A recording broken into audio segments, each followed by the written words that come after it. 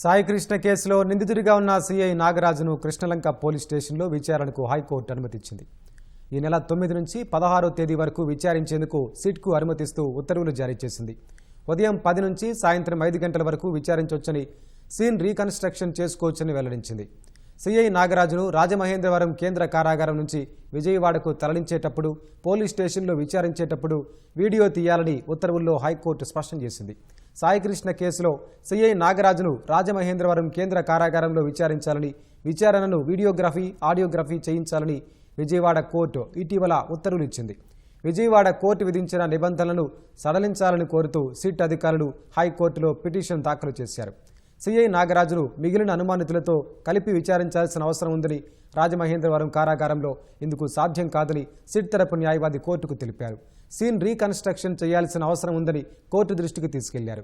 Krishnalanka police స్టేషన్లో నాగరాజును విచారించేందుకు అనుమతించాలని కోరారు.